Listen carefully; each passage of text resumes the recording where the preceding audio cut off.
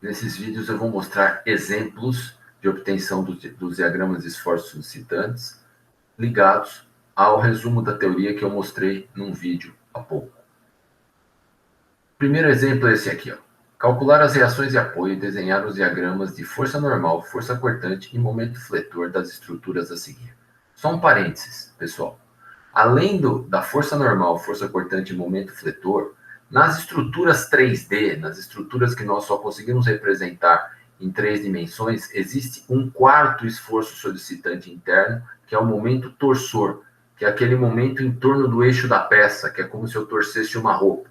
Esse momento torsor não existe em nenhum ponto nos problemas completamente planos, quando eu represento a estrutura completamente plana, com as cargas aplicadas no mesmo plano, tudo. O momento torsor é zero para todos os pontos da estrutura, e por isso, então, nós não fazemos os diagramas de momento torsor nesse caso, porque ele é zero em todos os casos, nos problemas totalmente planos. Por isso, eu não vou falar mais de momento torsor. Mas vale essa menção que eu fiz agora. Então, ó, é um caso muito simples esse. É uma viga biapoiada. Ela está com apoio fixo em A e apoio móvel em B. Apoio fixo ou articulação em A, apoio móvel ou apoio simples em B. Está sofrendo uma carga externa de 15 kN, que depois vai se tornar força cortante, né? Uma força perpendicular ao eixo da peça. Temos as distâncias 2 metros e 3 metros aqui, né? Que indicam a posição da aplicação da carga. E aqui embaixo, ó, isso já faz parte da resposta, abaixo da cota. Eu já coloquei as linhas com os locais onde eu vou fazer os gráficos de força normal, força cortante e momento fletor. Normalmente, nessa ordem, a gente executa. Isso já faz parte da resposta. A força normal e a força cortante, eu vou representar o positivo para cima e o negativo para baixo. Isso é de livre escolha. Normalmente, eu represento isso. Salvo em casos excepcionais, vale a pena inverter. Mas, na maioria das vezes, a gente representa da forma normal mesmo. E o momento fletor não tem escolha, é negativo para cima e positivo para baixo nas vigas horizontais. Aqui, como eu já havia falado. Primeiro passo agora é decompor a força inclinada, ou as forças inclinadas, caso haja, para trabalhar com as componentes das forças inclinadas na horizontal e na vertical do início ao fim do problema. Como não há força inclinada nesse exemplo, nós pulamos essa parte e já vamos para o cálculo das reações de apoio. Para o cálculo das reações de apoio, né, é um assunto que eu falei em vídeos anteriores, tal, não nesse vídeo. Você escolhe uma convenção de sinais para não somar forças com sentidos opostos, e a convenção de sinais é de livre escolha. Eu sempre escolho a mesma para evitar confusão. Normalmente eu escolho a mesma, vamos falar assim. Força para a direita, positiva. Força para cima, positiva. E momento anti-horário, positivo. E o inverso é negativo. Isso para reações de apoio. A convenção de sinais de reações de apoio não tem nada a ver, ela é diferente da convenção de sinais para diagramas de esforço, sobre a qual eu já falei um pouquinho e sobre a qual vou falar daqui a pouco. Vamos calcular as reações de apoio nesse caso. No ponto A, é uma articulação, né, um apoio fixo. Ele consegue executar duas reações de apoio perpendiculares entre si, uma força horizontal e uma vertical. Eu chamei a força horizontal de ZA, porque o eixo horizontal eu chamo de Z, e a vertical eu chamei de YA, porque o eixo vertical eu chamo de Y, e esse pontinho eu chamei de A. Em B eu tenho um carrinho, né, um apoio móvel, aqui um apoio simples, apoio móvel, tá, que só tem uma reação de apoio vertical. Eu adotei essa reação para cima e chamei de YB. Para calcular as reações de apoio, nós temos as 3 equações de equilíbrio no plano. Soma das forças na horizontal igual a zero, vai ficar ZA igual a zero. Olhando, né, o diagrama de corpo livre que você acabou de desenhar. Soma das forças na vertical igual a zero vai dar YA mais YA, porque força para cima é positiva, menos 15, força para baixo é negativa, mais YB igual a zero. Então, temos aqui, ó, soma das forças na horizontal igual a zero, ZA é igual a zero, soma na vertical igual a zero, YA menos 15 mais YB igual a zero, YA mais YB igual a 15. Daí, temos, por fim, a terceira e última equação de equilíbrio, que é a somatória de momentos. Momento é tendência de giro em torno de um ponto. E momento de uma força, a gente pode calcular como força vezes braço. Para cálculo das reações de apoio, nós precisamos escolher um ponto qualquer, pode ser da estrutura ou fora da estrutura. Normalmente nós escolhemos um ponto na estrutura. Precisamos escolher um e podemos escolher qualquer um. Eu vou escolher, normalmente nós escolhemos um dos pontos extremos da estrutura. Nesse caso eu escolhi o ponto A. A soma dos momentos em torno desse ponto A, ela é igual a zero. Ela precisa ser igual a zero, porque se ela não fosse, a barra estaria girando em torno do ponto A. E ela está estática, ela não está girando em torno desse ponto. Então, a soma dos momentos em relação ao ponto A precisa ser zero. Momento é força vezes braço. Força é a força. Braço é a distância da linha de ação da força ao polo. O polo é esse pontinho A aqui. A linha de ação da força ZA é a reta infinita que passa pelo vetor ZA. A distância dessa linha de ação da força ZA em relação a A é zero, porque a linha de ação da força passa pelo polo. Quando a linha de ação de uma força passa pelo polo, o braço dessa força em relação a esse polo é zero e o momento é zero, porque momento é força vezes braço, fica força vezes zero, que é zero. Então, tenho aqui ZA vezes zero, aqui o momento dessa força ZA em relação a A, mais YA vezes zero, porque a linha de ação da força também passa pelo A. Esses termos que são nulos, você nem precisa indicar na equação de momentos. É opcional indicar, claro, porque são zero. Essa força de 15, ó, a linha de ação dela é uma reta vertical aqui, e essa reta vertical não passa pelo polo. Isso significa que existe momento diferente de zero dessa força em relação ao polo. Que momento é esse? É a força que é 15 vezes o braço, que é a distância da linha de ação da força, que é 15, ao polo, que é A.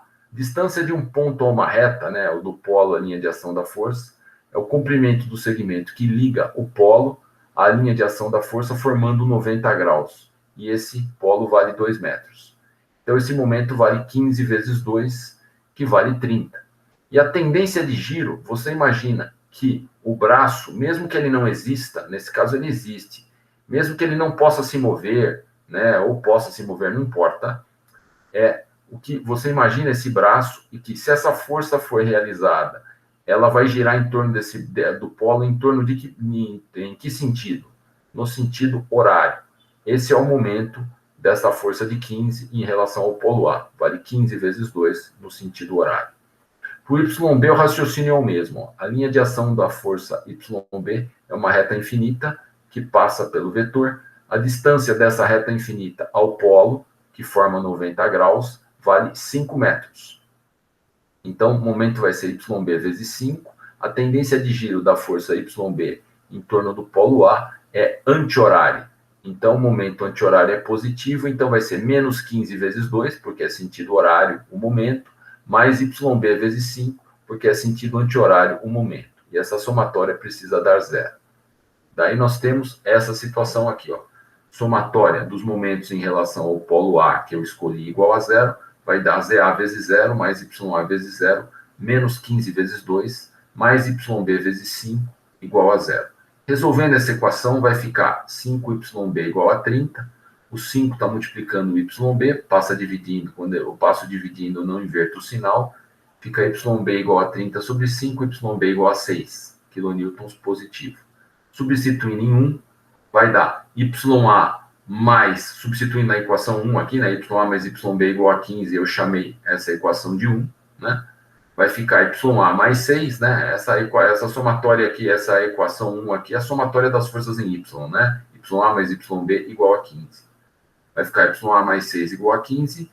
Quando é soma ou subtração, eu passo para o outro lado, ele vai na mesma altura, ele não desce e muda, inverte o sinal, né? Então vai ficar YA, passo para o outro lado, vai ser 15 menos 6, YA igual a 9 kN. E aí calculamos as reações de apoio. Agora, eu vou calcular os esforços solicitantes, fazer os diagramas de esforços solicitantes. Para isso, o melhor caminho primeiro é desenhar o diagrama de corpo livre da estrutura com as cargas calculadas já. As cargas, eu digo as reações calculadas. O ZA deu 0, o YA deu mais 9. Se a reação ela é positiva, deu mais 9, significa que o sentido da reação é o sentido que eu adotei inicialmente. Eu adotei YA para cima, deu mais 9, então YA é uma força de 9 para cima mesmo. A força de 15 já estava para baixo, E o 6 foi a mesma coisa. O YC deu mais 6 positivo. Eu adotei YC para cima. Significa que o YC é uma força de 6 para cima mesmo. Esse sistema que vocês estão vendo está completamente equilibrado. Ele não se move para lado algum, nem gira em torno de ponto nenhum. Se você somar as forças na horizontal, vai dar 0 igual a 0. Se você somar na vertical, vai ser 9 mais 6 menos 15 igual a 0. Se você somar, escolher qualquer polo e somar os momentos de todas as forças em relação a esse polo, vai dar 0 também. Você pode fazer essa verificação se quiser. Esse sistema está totalmente equilibrado e apenas neste caso, nessas posições, uma força de 9 em A e de 6 em B equilibram esse sistema. Vamos para o método das áreas agora, fazer os diagramas de esforços solicitantes. Esse ponto A aqui, ó, o momento em A é 0. Eu preciso conhecer o momento, para usar o método das áreas, pelo menos em um dos pontos. Eu vou da esquerda para a direita. Então, eu escolhi o ponto A aqui. A somatória dos momentos, o momento em A é 0. Por quê? Porque ele é um ponto extremo da barra, sem momento externo ou reativo aplicado nele. Quando eu tenho um ponto extremo de uma barra, sem um momento externo, um binário, um momento puro aplicado, ou um momento reativo de um engastamento aplicado nesse ponto, o momento nesse ponto é 0. Isto vale para o ponto 9 e para o ponto C. Os demais pontos da estrutura eu não sei quanto vale o momento, e não vão valer 0. Mas no ponto inicial da barra e no ponto final, neste caso, porque não há momento externo ou reativo aplicado, o momento nesses pontos é 0. Como eu vou da esquerda para a direita, eu vou partir do ponto 9 aqui, o ponto A, o momento A em A é 0. Quantos intervalos eu tenho que olhar aqui para fazer os diagramas de esforços solicitantes? Eu tenho que olhar 2 intervalos. Como que funciona? O primeiro intervalo eu parto imediatamente após o início da barra, até imediatamente antes de aparecer alguma força, algum momento, alguma força distribuída, terminar uma força distribuída, o que for. Esse primeiro intervalo, então, está entre 9 e 15. E o segundo intervalo começa logo após aparecer a próxima força, que é a força de 15, até antes de aparecer, imediatamente antes, 1 milionésimo de milímetro antes de aparecer a próxima força ou acabar a barra, que no caso é a força de 6. Nos 2 casos, eu vou cortar e olhar para a esquerda. Então, nesse primeiro intervalo, eu vou enxergar o 9 aqui, e no segundo intervalo, eu vou enxergar a força de 15 e a força de 9. Nos intervalos, nós enxergamos tudo do lado escolhido do corte e nada do outro lado. E esse tudo do lado escolhido do corte engloba, inclusive, as forças dos intervalos anteriores já estudados. O que nós deduzimos no corte vale para um intervalo do corte, mas o que a gente enxerga do lado escolhido do corte tem inclusive as forças dos intervalos anteriores. E essa força no último ponto de 6, nós não enxergamos. As forças no último ponto da estrutura, nós não enxergamos, e isso faz parte do método, nesses cortes imaginários, para a gente obter os diagramas de esforço solicitantes. O último ponto da estrutura nós não enxergamos. E se houver forças lá, não há problema. Essas forças acabam aparecendo nos intervalos anteriores que a gente olha, que vão se equilibrar com essa força no último ponto. Seguindo aqui, ó, essa parte eu já vi, do cálculo das reações, e olha o que acontece. A convenção de sinais para os diagramas, ó, é uma convenção diferente da convenção de sinais para reações, porque são convenções usadas em momentos diferentes, não tem qualquer conflito. A convenção para reações você escolhe livremente, e a convenção para diagramas de esforços solicitantes, ela é única, não é de livre escolha, ela é definida previamente, aquela que nós já falamos. Quando eu corto ali para a esquerda, normal para a esquerda é positiva, cortante para cima, e momento horário são positivos e o inverso é negativo. Olha o que vai acontecer agora, pessoal. Vamos olhar aqui, ó, esse diagrama de corpo livre mostrado aqui. Primeiro intervalo, pessoal. Corto, olho para a esquerda. O que eu estou enxergando? Eu estou enxergando só o 9, que é uma força cortante. Então, a normal nesse trecho aqui é 0. Quando eu corto no intervalo, eu corto em qualquer ponto desse intervalo, um ponto genérico. Não é na metade dele, no início dele, no fim dele. É num ponto genérico. E o que eu deduzir para ele vale para o intervalo inteiro. Nesse segundo intervalo, a mesma coisa. Nesse primeiro intervalo, eu corto ali para a esquerda, só estou enxergando o 9. Então, não tem força normal nesse primeiro intervalo. A normal é zero, é constante igual a zero no trecho. No segundo intervalo, eu corto ali para a esquerda, eu estou enxergando o 15 e o 9. E também continuo não enxergando força normal nenhuma nesse trecho. Então, o gráfico de força normal, ó, fica igual a zero no trecho inteiro da barra. No trecho inteiro da barra aqui. Todos os pontinhos da barra, ó, porque cada pontinho aqui da barra corresponde à força normal no ponto correspondente aqui descendo a vertical. Todos os pontinhos dessa barra estão sofrendo força normal igual a zero. Eles não estão sendo nem tracionados, nem comprimidos. Vamos para a força cortante. Quando eu corto e olho à esquerda, o que eu vejo? Força normal, pessoal, é a soma das forças normais do lado escolhido do corte, no intervalo. Força cortante é a soma das forças cortantes do lado escolhido do corte, a força cortante em determinado intervalo. Nesse intervalo aqui, a força cortante vale 9. Vale quanto? Mais 9 ou menos 9? Eu corto, olho para a esquerda, cortante para cima é positiva. Aqui, a cortante para cima, a cortante está para cima, então é mais 9. Isso vale até imediatamente antes de aparecer a cortante de 15. Então, ó, o diagrama de força cortante, ela vale 9 constante, ou não aparece mais nenhuma força, ela se mantém no mesmo valor. O gráfico de constante é uma linha paralela ao eixo horizontal, e a força cortante vale mais 9, até esse ponto central aqui que eu chamei de C, que é o ponto onde está, não é central, né? O ponto onde está aplicada a carga de 15 kN. Vamos seguir.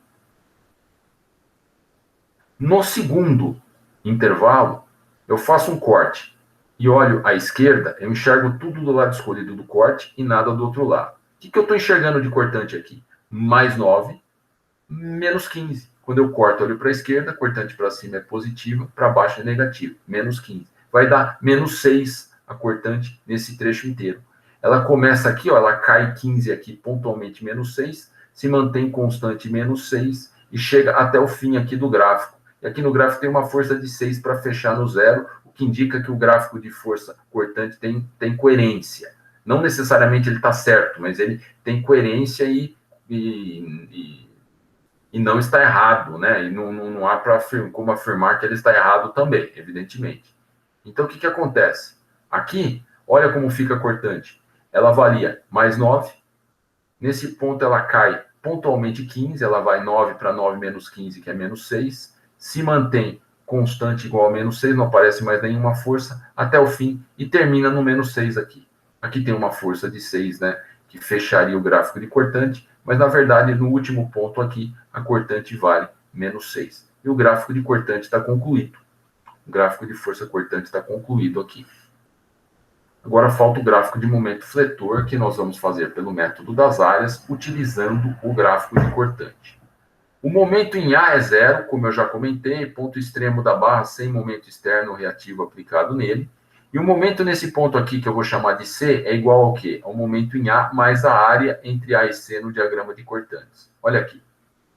Ó, o momento em A é zero. O momento em C é o quê? É o momento em A mais a área do diagrama entre A e C no gráfico de cortantes, que é 9 vezes 2, que é 18, positivo. E o gráfico de cortante é constante diferente de zero nesse trecho. Lembrando lá da teoria, lá quando eu fiz a teoria aqui, ó, lembrando da teoria aqui,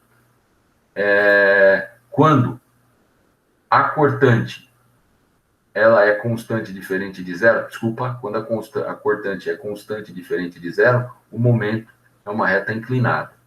O momento é uma reta inclinada. Então, o que ocorre aqui? O momento vai ser mais 18. 9 vezes 2, 18. Mais é positivo, é para baixo, então eu ligo numa reta inclinada do 0 para o 18. Agora eu vou para o C, para o ponto B, perdão. O ponto C agora é o meu ponto da esquerda e o ponto B é o ponto da direita. Momento à direita é igual ao momento no ponto à esquerda, que é o ponto C, mais a área. Momento em B vai ser o momento em C, que eu acabei de achar, que é 18, mais a área entre C e B, que é menos 6 vezes 3, que é menos 18. 18 menos 18 vai para o zero. Como é que eu sei que vai numa linha reta? Para o zero, reta inclinada. Porque a cortante é igual a constante diferente de zero. Quando isso acontece, o momento é uma reta inclinada e nós já vimos. Essas contas estão indicadas aqui, ó. O momento em C é igual ao momento em A, que é zero, mais a área entre A e C, que é 9 vezes 2, que dá 18. E o momento à direita agora em C é igual ao momento à esquerda, que agora passa a ser o ponto C. Momento em B, momento à direita, que é igual ao momento à esquerda, que é o momento em C, agora, que vale 18, eu acabei de achar, mais menos 6 vezes 3, né, que é a área do diagrama de cortante entre B e C, isso vai dar 0. E aí está concluído o diagrama. O diagrama de força normal, 0 para todos os pontos, nesse caso, nem sempre isso acontece, é claro. O diagrama de cortantes, 9 no primeiro trecho, para todos os pontinhos aqui no primeiro trecho tem cortante 9, menos 6 no segundo trecho, e o momento fletor vai do 0 para o 18, depois do 18 para o 0. O que significa aqui? O gráfico, né, ele é bem visual, ele nos possibilita enxergar coisas de maneira muito rápida, né, de maneira mais simples. Isso indica que o ponto de aplicação da carga de 15 vale 18 kNm, vale 18 kNm, né, momento se mede em Newton-metro, aqui a gente está trabalhando em quilonewton, então a unidade é quilonewton-metro, e as forças em quilonewtons. O momento máximo ocorre bem no ponto de aplicação da força e vale 18 kNm. E está tracionando a barra embaixo, ó. O diagrama foi desenhado embaixo, a barra está sendo tracionada mais ou menos assim, né? Mais ou menos assim. Então, o que acontece? Ela está sendo esticada embaixo e, consequentemente, enrugada, comprimida em cima, como o gráfico de momento fica desenhado do lado esticado, do lado tracionado, ele foi desenhado para baixo. Mas você não necessariamente precisa enxergar aonde ele está sendo tracionado ou não. Você precisa fazer corretamente os diagramas de esforços solicitantes e aí automaticamente eles vão ser desenhados dos lados corretos, tá? Do lado correto, esse trecho está sendo tracionado em cima, esse está embaixo, esse está em cima de novo, esse está constante, depende do tamanho da estrutura, isso pode acontecer, e sai tudo automático, se você desenha corretamente, seguindo corretamente a convenção de sinais para o diagrama de esforço, para os diagramas de esforço solicitantes. E com isso, está concluído aqui o primeiro exemplo de diagramas de esforço solicitantes. Em outro vídeo, eu vou mostrar outro exemplo.